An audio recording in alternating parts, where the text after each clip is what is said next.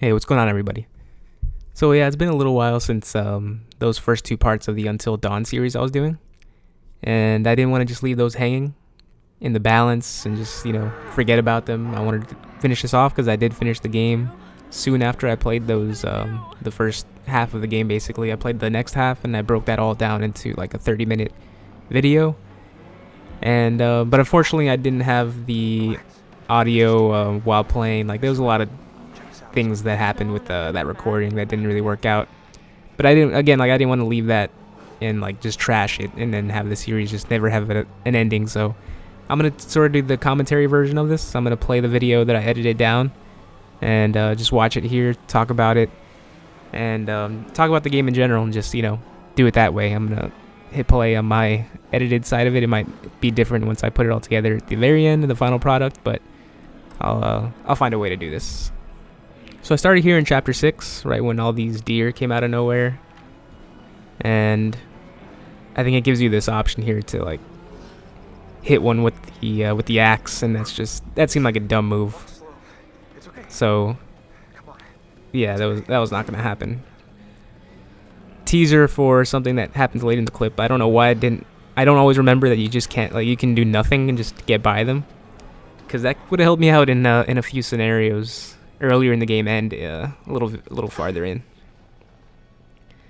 So first off, the storyline, whenever it happened, whenever we would go back to Emily and Matt, like I just really didn't care that much. They're not the most interesting characters in the world, and the storyline just, it was kind of cool. You have like this guy following them,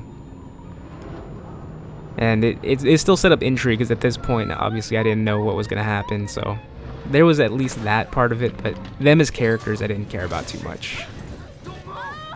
Especially Matt. Matt's like just a useless character, and he never really did anything. Maybe that's the way I played it. He wasn't that interesting, and I'm not sure. But Emily was kind of an annoyingly fun character, so I didn't mind her as much. When it comes to this gameplay mechanic, the whole like quick time reaction thing, I thought it was pretty simple. For the most part, maybe I missed like one or two the entire game, and that didn't seem too complicated, and that was fine. I wasn't playing this game for like challenging gameplay or anything. I was just interested in the story of it all and making decisions and stuff like that. So it was just a cool added thing that gives you something to do instead of just watching cutscene after cutscene. And I won't go into, obviously I know how the story goes, but I won't say any spoilers here to kind of keep the interest alive if you possibly haven't like played the game before and are just watching this. But I recommend playing it. This was a really fun game to play the entire way through. I thought was a really good time. I did unfortunately have to take a bit of a break after that first half that I did for those first two parts. And so I probably picked it up a week later after I had to go out of town. I came back and played it after that, and I don't recommend taking that kind of a break. This is like a really, like, direct, like from beginning to end storyline that you kind of just want to get through as fast as possible. I think it would have been a fun time to binge the entire way through, which I wanted to do initially, but it just didn't really work out that way. In general, I think in my life, I'm not very good at making decisions, so it's weird because I like these kinds of games a lot where you do make decisions.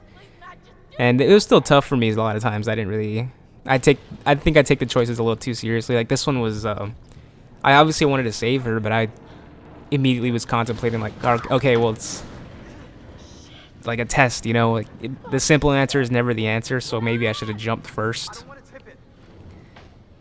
Because if you want to save her, you can't just simply put save Emily, because I figured that's not going to work. So the second time I decided to jump, and of course did not look like I made the right decision there. Maybe I should have jumped the first time and something different would have happened. But I obviously thought I really made a mistake for that one. And it is a shame that I couldn't do the format, like the commentary while playing, so I could have like the initial genuine reaction to it all. Especially for some of the second half of the game, I'll just say it was so much better than the first half. A lot of the like intensity picked up, and the storyline just got way more interesting, and there were a lot of jump scares.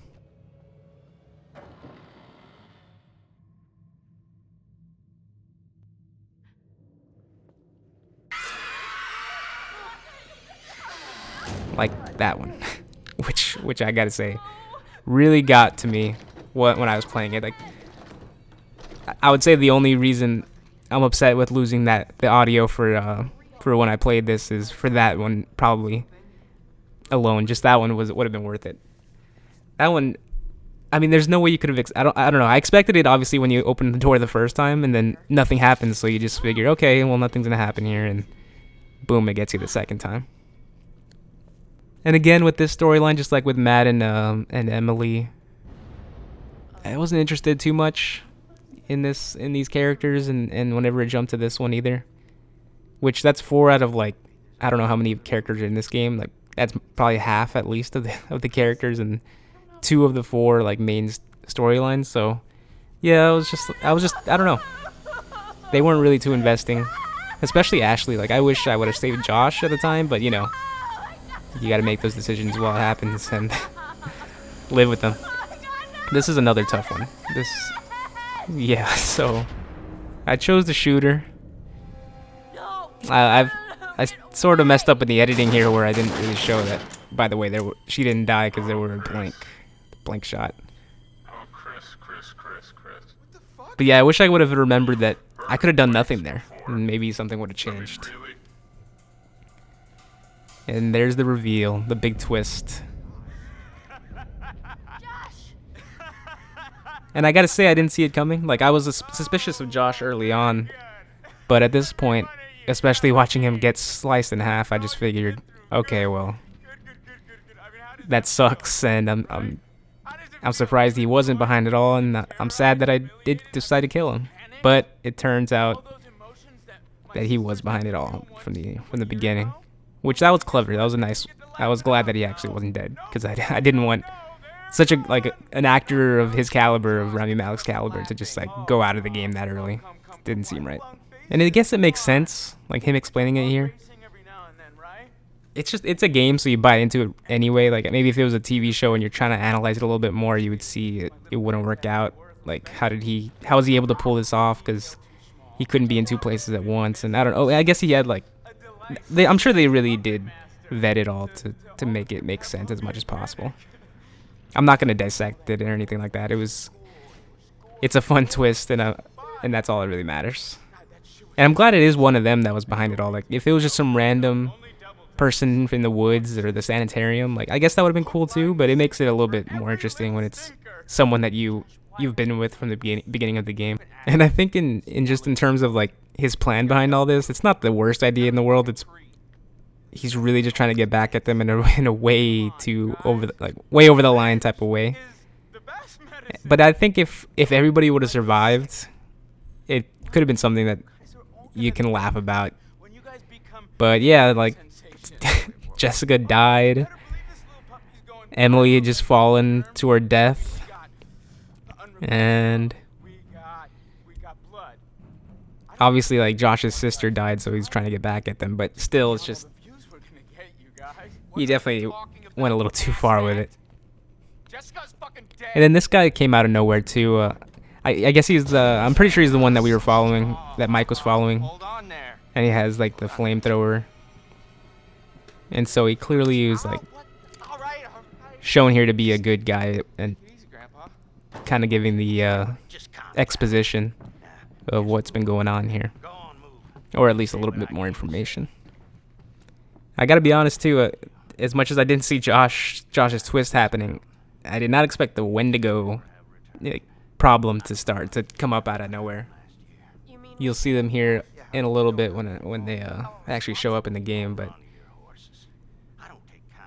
I was definitely expecting this to just be like a full-on one killer on the loose and try to get away from them, but there come these monsters in the story. You always gotta up the ante a little bit.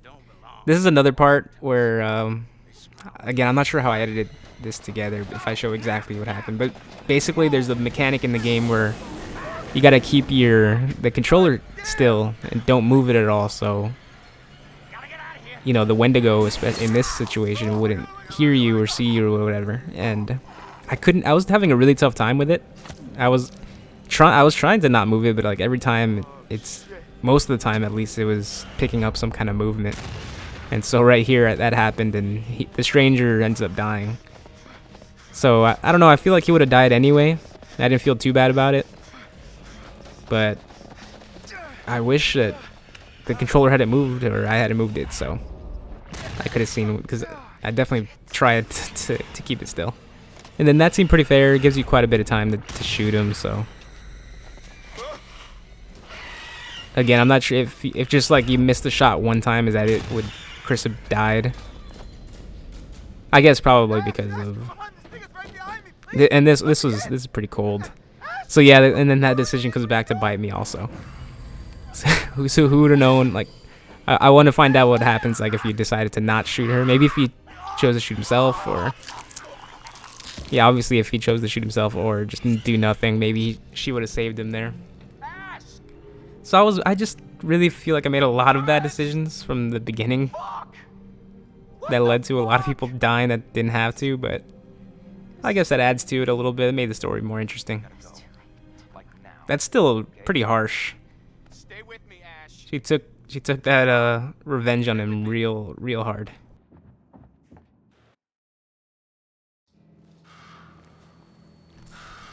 The Wendigos look pretty cool. I like the design of it. It's like it's more zombie-ish Golem. And then Mike, I would say, is probably the best character. Definitely the best character. He's not like the most likable guy in the world, but at least he has some charisma, some personality to him. And you spend the most time with him. I think he has the most screen time in the game. And he actually goes places. Everybody else is kind of sticking around in the cabin area, and Mike is always heading out and went to the sanitarium. And this might be back there, I think. But, you know, just sort of. Actually, I don't remember where he's going here.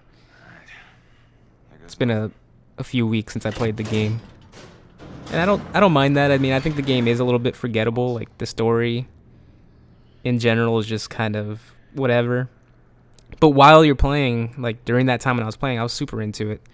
And it was pretty scary, honestly, because you just, when you play a game, at least when I play a game, like I had nothing else on, and it was really pitch black. I was playing at night most of the time, had my headphones on. And the way games can really put you into that world, and give you that feeling of like actual true horror. Like games do that in such a way that like movies and TV shows, like basically nothing else really can. And so that added a lot to this, and that was by far the best part about it.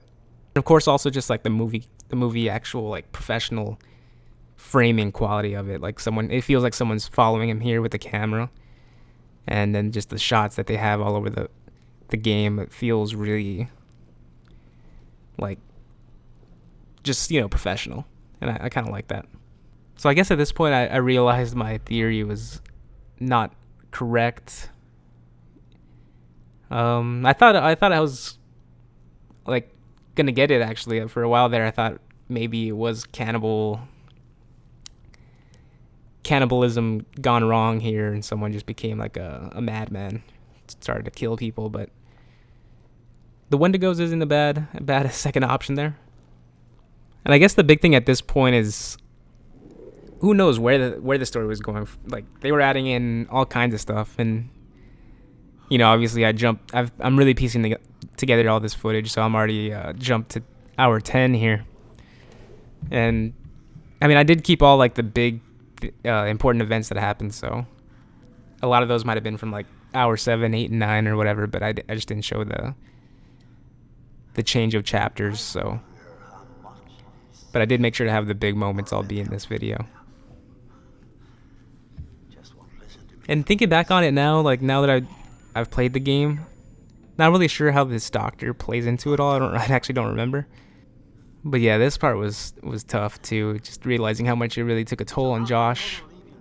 And I still, at this point, felt like he was talking to me a little bit. Like, every single choice just felt like the wrong one. But yeah, I'm not sure like what his role is in all this. The setting of where he is always changes.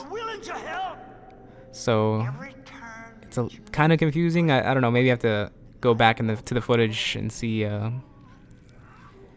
exactly how that went down. I do want to watch some other gameplays of this too and see other people make different choices or just what they did at certain points that I feel like I did the wrong thing. And then these two, like, finally they were together, which was cool because they were both the most interesting characters. I already talked about Mike being the most interesting, but Hayden Panettiere just, she didn't have a lot to do, it felt like, for a lot of the story, a lot of the game, but she's just always likable, and it was cool, and she was in the game to play as. And I think for the most part, this is why the game was better in the second half, because it wasn't all just in the cabin and walking through the forest. That was cool when you started it out, but it got a little old after a while, so it was like, this is a brand new setting, and walking through the water and in these weird dark caves, like anything could have happened here. And also, just quickly, I want to talk about oh yeah, and this every time I want to talk about the videos, something happens, but this was pretty messed up. It really puts into perspective, like, it reminds you, hey, remember that time when you made the wrong decision and got her killed? It's like, yep, thanks game, thank you for reminding me of that. And watching it back, this isn't as intense, obviously, because it's not, I'm just watching footage of it. But man, playing the game at the time, this is some dark stuff that's going down, and it's really creepy, like,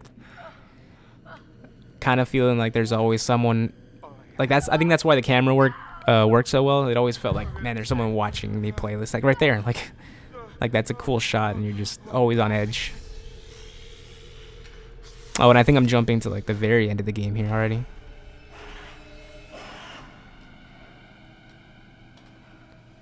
Yeah, this is like the very, very end. Wendigos are following you back to the cabin, and I have a lot of regrets about this very end, like the very, very end here when I made these last choices. Like, I don't know what I could have done differently. Like, watching this back, I'm actually interested in seeing if I could have done anything different here. Because it's obviously not, like, it doesn't tell you exactly what to do. It's just giving you the context clues.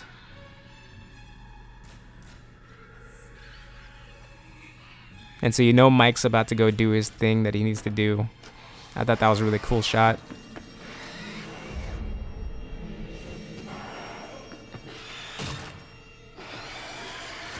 And here I was really worried that I was going to move again. But this might have been, like, the only time, this one and maybe one other one, where I actually pulled it off and didn't move at all. So that was nice. So I see Mike do that. And I have an idea of what I'm supposed to do here. But then it all throws it off, like, when it gives me this choice. Yeah, like, I didn't know, I know that the switch was a big part of it, so I went to the switch, because I don't know what Saving Mike would have done. So I think I did make the right choice, but it was still disappointing, because that meant that basically everybody died. I mean, a lot of people had died already, so it was just, I guess, just Mike and Ashley, but that meant that practically every character that I started this game with were dead, besides Hayden, and I think Emily's here also. And I'm not even sure if that, like, got rid of them for good. I mean, that wasn't all of them. So I don't know how much that was worth it in the end. You killed everybody to kill a few Wendigos. So I think I did make the right choice there, but all the things that led up to that one it was a lose-lose scenario. So yeah, I guess it's strange seeing it all just, like, pieced together already, and there's a lot of stuff I left out. Like, I don't think I showed the Josh death in there, but that was pretty brutal. And then, yeah, Chris's head coming off right there. I think this will show everybody's death.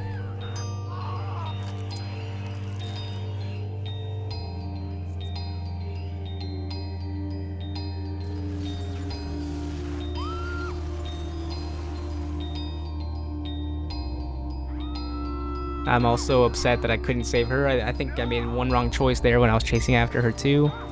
It was just a lot of miscues.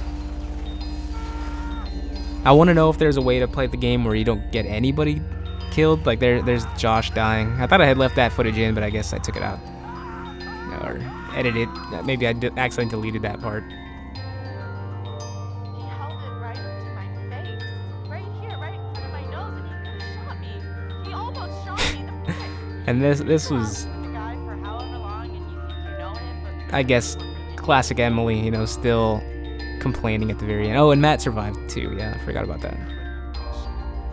I tried to do something. Like, it's like great. Out of all the people that we start with, the people that I let survive or kept alive were Matt, Emily, and Hayden. I'm glad was still alive. I can't remember her character's name. I'm gonna keep calling her Hayden. Does it say there in the corner? No. I really don't remember what her character's name was, but Matt and Emily surviving didn't really matter much to me. I wish I could have saved everybody. I said I'm fine. Where's Matt? Is he okay? Are they done looking at him? And even to the end here, it's I'm like just a little worried because, I a lot of the dialogue in this is pretty I cheesy. mean, I probably wasn't his Like, favorite person there for a couple minutes, but you know, horror, classic horror stuff where he knows. they don't have a lot of character to them really. They're basically all fitting stereotypes, but that was fine. This game in general, it was a lot of fun. I had a really good time playing it. But anyway, yeah. So I'm not too happy with the whole end there, but that wasn't because of things I made, choices I made at the very end. It was all the choices I made leading up to that. It's just so many different things I could have done and so many regrets, but it was still super fun. That's what makes the game fun, because you have to live with those choices, and that adds a lot to the experience. So that was, you know, a really fun time, like I said, and I recommend it for anybody. You know, not even if you're just a like big horror fan. I think anybody would enjoy this. It's not too scary. There's some jump scares here and there that definitely got to me, but for the most part, it's not too bad.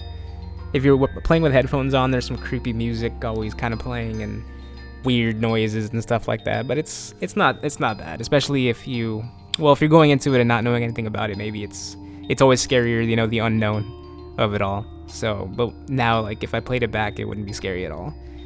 So it's just kind of one of those type of things. It's a good time. I don't know if you can really play it with friends. I know it's not like the multiplayer version that Man and Medan is, but yeah.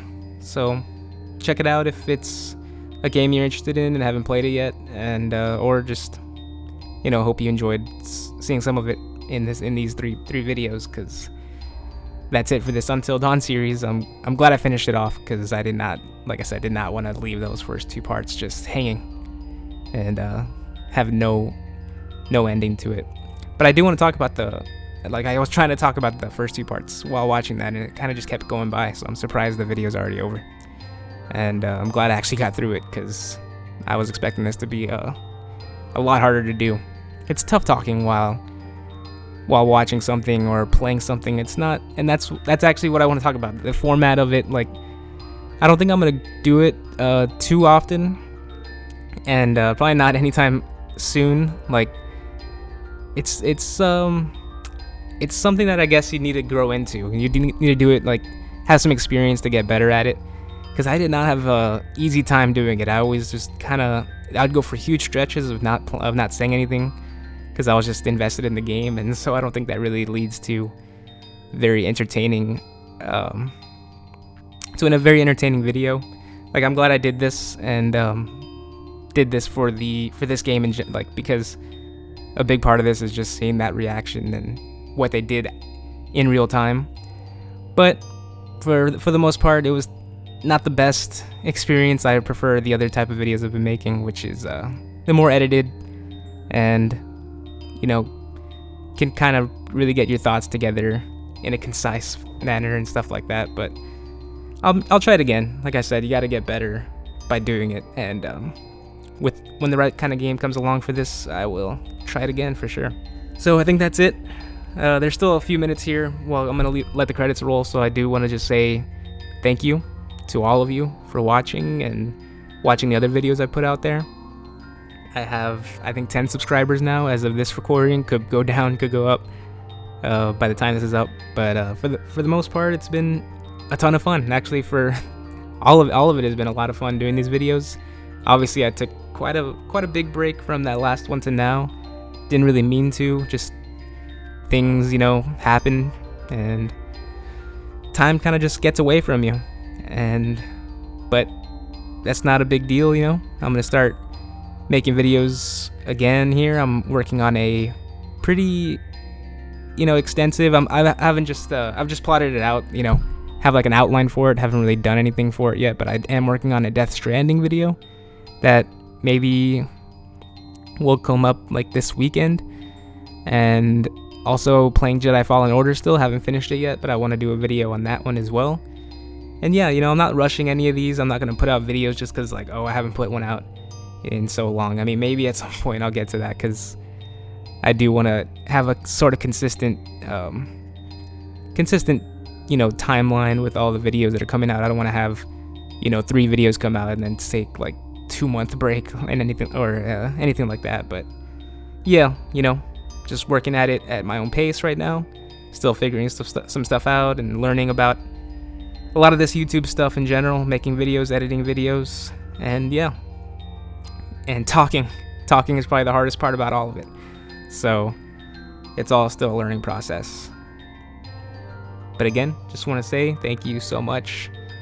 I hope you are enjoying these. If you enjoyed how the first 2 parts were made, I'm sorry that this one was kind of different, but I didn't want to just, it was this or no video at all, and that I'd much prefer to actually have a finite trilogy for the Until Dawn series I have. And, there's still about a minute left here, but I don't know how I'll piece this all together. Maybe I'll make the video even shorter, because I really wanted to have this be as unfiltered as possible too. So I'll see how this ends up going. Maybe I'll cut a few things here and there. So yeah, that's it. Thank you all so much for watching and coming back if you're checking in for the first time, whatever it is. Hope you're having a really awesome day, awesome week, awesome month, an awesome year. The year's coming to a close. So yeah, thanks, and I'll see you next time.